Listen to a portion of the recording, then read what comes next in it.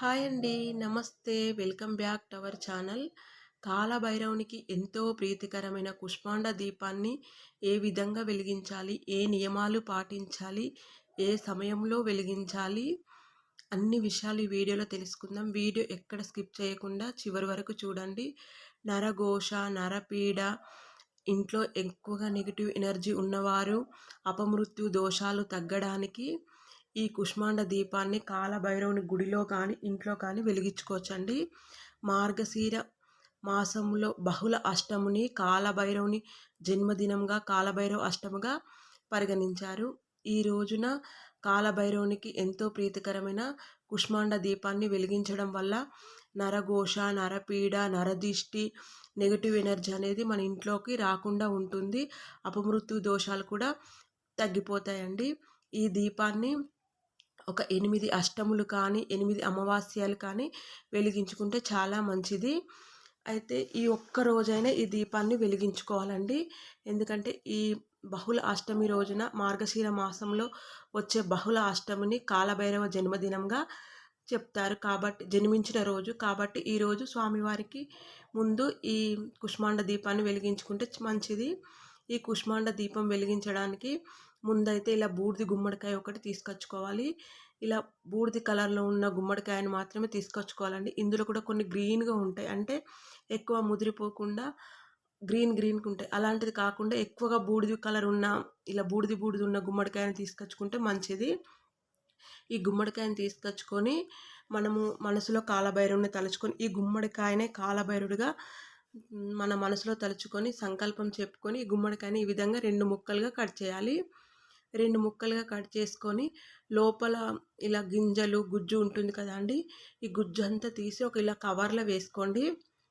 మనం ఈ గుజ్జును కూడా ఎక్కడ పడితే అక్కడ పడేయకూడదండి, ఎవరి తొక్కని ప్లేస్లో వేయాలి. ఇలా ఒక కవర్లో వేసి పెట్టుకొని మనం ఈ దీపారాధన చేసుకుంటాం కదా, దీపారాధన చేసుకున్న తర్వాత దీపాలు కొండెక్కిన తర్వాత ఇవి మనము ఎవరి తొక్కని ప్లేస్లో ఈ ముక్కలు పడేస్తాం కదా, ఇదే కవర్లో ఈ ముక్కలు వేసి ఎవరి తొక్కని ప్లేస్లో పడేయడానికి ఇలా ముందు కవర్లో వేసి గుజ్జును పెట్టుకొని నెక్స్ట్ డే ఈ గుమ్మడికాయ ముక్కలు కూడా అదే కవర్లో వేసి ఎవరి తొక్కని ప్లేస్లో పడేయండి. ఈ విధంగా గుజ్జు మొత్తం తీసిన తర్వాత కొంచెం పసుపు తీసుకొని అందులో గంగాజలం కానీ రోజ్ వాటర్ కానీ వేసి పసుపు కలుపుకోండి. పసుపు కలుపుకొని ఇలా ఎక్కడ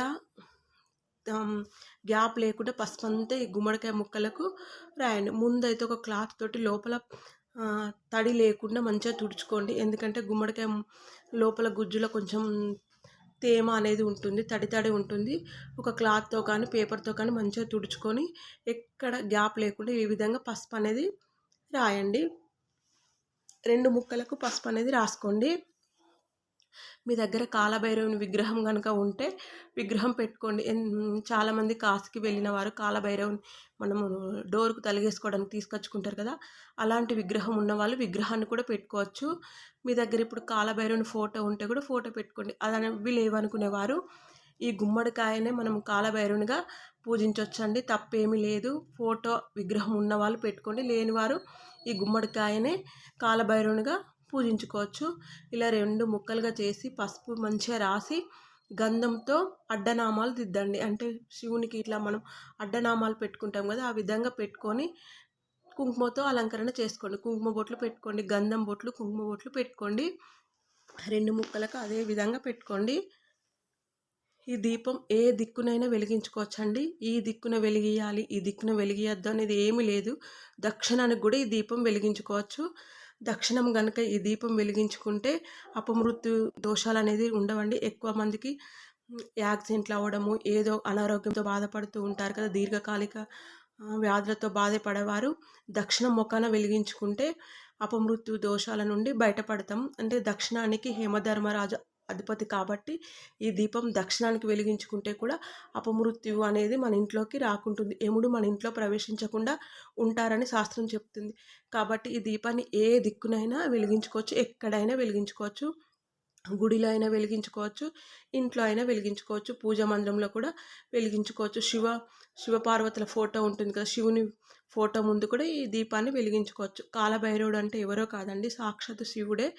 శివకేశవులు ఇద్దరు దుష్ట శిక్షణకై, శిష్ట రక్షణకై వాళ్ళు మన కోసమే అన్ని అవతారాలు ఎత్తారు కాబట్టి మనము శివుని ఫోటో ముందు కూడా ఈ దీపాన్ని వెలిగించుకోవచ్చు పూజా మందిరంలో.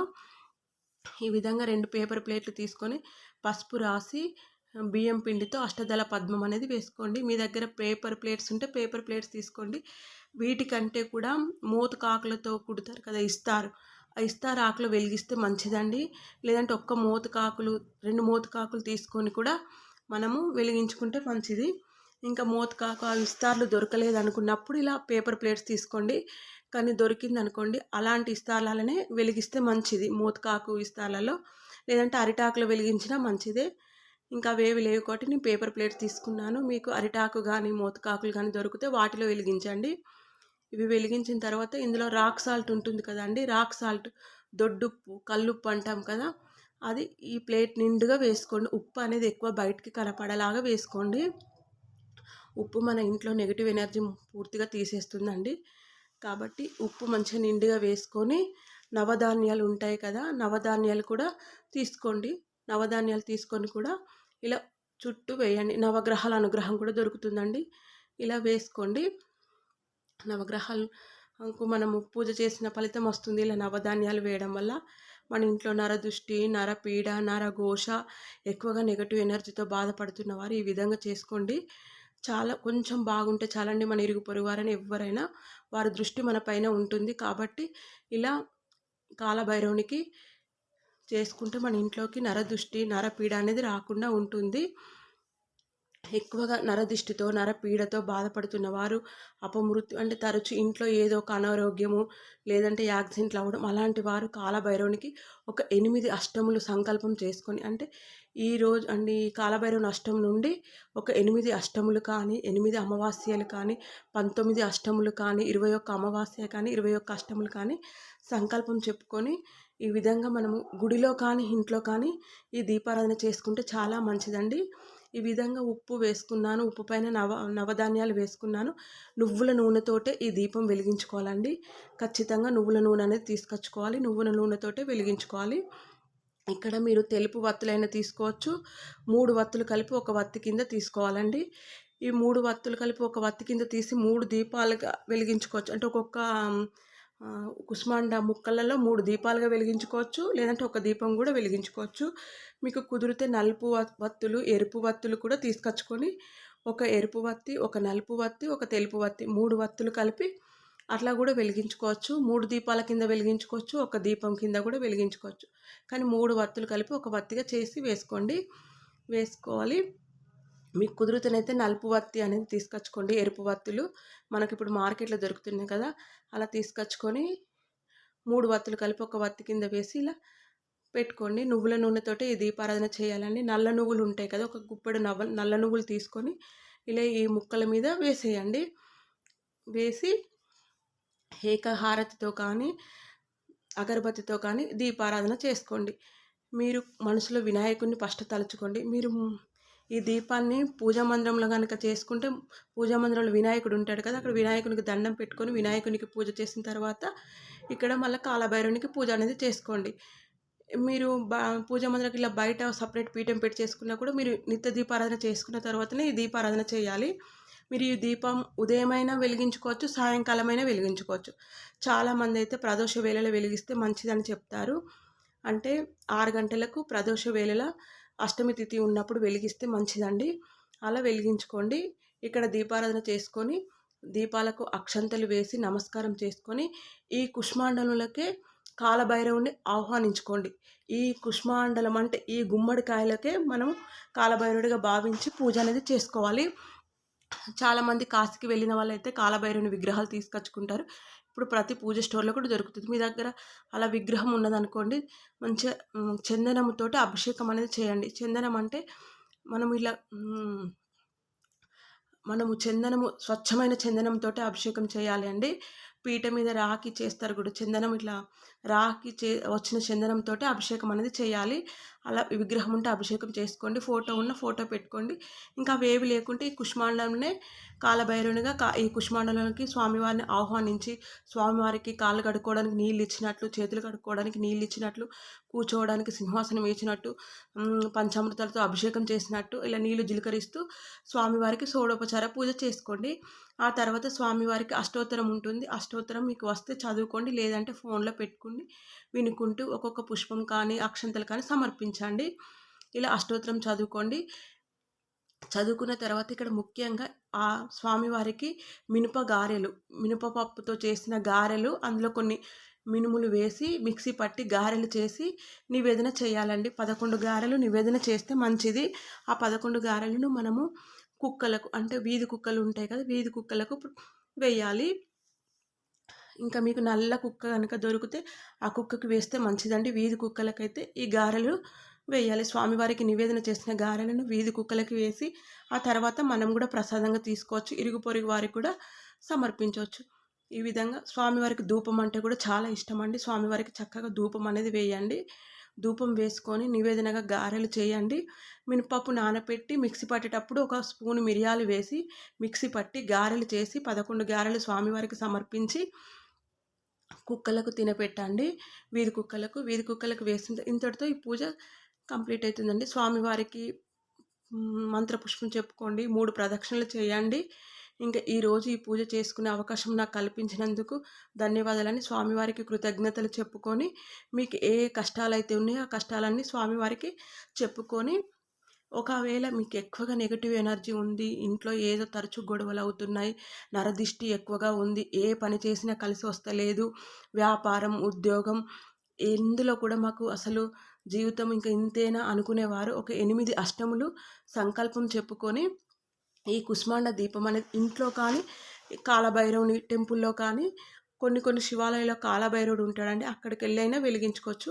లేదంటే శివాలయంలో కూడా ఈ దీపారాధన అనేది చేసుకోండి. ఇంకా మీకు దగ్గరలో కాలభైరవుడు లేడు మేము అనుకునేవారు ఇంట్లో చక్కగా పూజా మందిరంలో కూడా చేసుకోవచ్చు. శివుని ఫోటో ముందైనా చేయవచ్చు.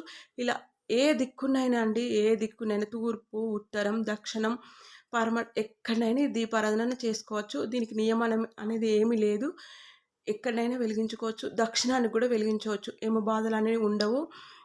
ఆర్థిక ఇబ్బందులు, నరఘోష, నరపీడ, నరదృష్టి అనేది, చెడు ప్రభావం అనేది అసలు మన పైన పడకుండా ఉంటుంది. మన కుటుంబం ఎప్పుడు చెడుకు లోను కాకుండా సుఖ సంతోషాలతో ఉండాలంటే కాలభైరవుని అనుగ్రహం ఉంటే మన కుటుంబం సాఫీగా సాగుతుందండి. అందుకని ఇది వెలిగించుకోండి. ఎక్కువ కష్టాలు ఉన్నవారు ఒక 8 అష్టములు వెలిగించి చూడండి, మీకే తెలుస్తుంది. ఈ పూజ మనం ఉదయము అయినా చేసుకోవచ్చు, సాయంకాలం అయినా చేసుకోవచ్చు అని చెప్పాను కదా. మనకి ఈ మార్గశీర మాసం ఆదివారం రోజున 22వ తేదీ ఆదివారంన మధ్యాహ్నం 2:50 అష్టమి అనేది వచ్చి 23వ తేదీ సోమవారము సాయంకాలం 4:49 వరకు ఉంటుంది. కాబట్టి మనం ఆదివారం ప్రదోష వేళల స్వామివారికి ఈ కుష్మాండ దీపం మీరు టెంపుల్లో కానీ ఇంట్లో కానీ వెలిగించుకుంటే మంచిది. ఆదివారం వెలిగించుకోవడం వీలు కాని వారు సోమవారం ఉదయం 9 గంటల లోపైన పూజా మందిరంలో మీకు శివుని ఫోటో ఉంటుంది కదా, అక్కడైనా వెలిగించుకోండి. సపరేట్ పీఠం పెట్టుకొనైనా ఇలా కుష్మాండ దీపం అనేది వెలిగించుకోండి. ఎప్పుడైనా వెలిగించుకోవచ్చండి. ఆదివారం ఆరు సోమవారం మీకు ఇష్టమైన రోజు వెలిగించుకోండి. ఏం నియమాలు పాటించవలసిన అవసరం లేదు. ఈ దీపం వెలిగించిన రోజు నాన్ వెజ్ తినకుంటే సరిపోతుంది అంతే. ప్రతి నెలలో వచ్చే బహుళ అష్టమి రోజు కూడా వెలిగించుకోవచ్చు. ఈ విధంగా దీపారాధన చేసుకొని 11 సార్లు కాలభైరవ అష్టకాన్ని చదువుకుంటే మంచిది. 11 సార్లు చదవడం వీలు కాని వారు కనీసం ఒక్కసారైనా చదవండి. చదవడం రాని వారు ఫోన్లో పెట్టుకొనైనా వినండి. ఈ విధంగా అష్టమి రోజు ఈ కాలభైరవునికి ఎంతో ప్రీతికరమైన కుష్మాండ దీపాన్ని వెలిగించుకొని నరదిష్టి, నరపీడ, ఘోష నుండి బయటపడండి. అపమృత్యు దోషాలు కూడా తగ్గుతాయి. దీపాలు కొండెక్కిన తర్వాత ఎవ్వరు తొక్కని ప్లేస్లో ఉప్పు, ఈ కుష్మాండాల అన్నిటిని ఒక కవర్లో వేసుకొని ఎవ్వరు తొక్కని ప్లేస్లో కానీ పారే నీటిలో కానీ వేసేయండి. కానీ ఎక్కడ పడితే అక్కడ అయితే వేయకూడదండి. ఇలా చేసుకోండి. ఈ రోజుకైతే వీడియో ఇంతేనండి. మరొక మంచి వీడియోతో మళ్ళీ కలుసుకుందాం. Thank you for watching.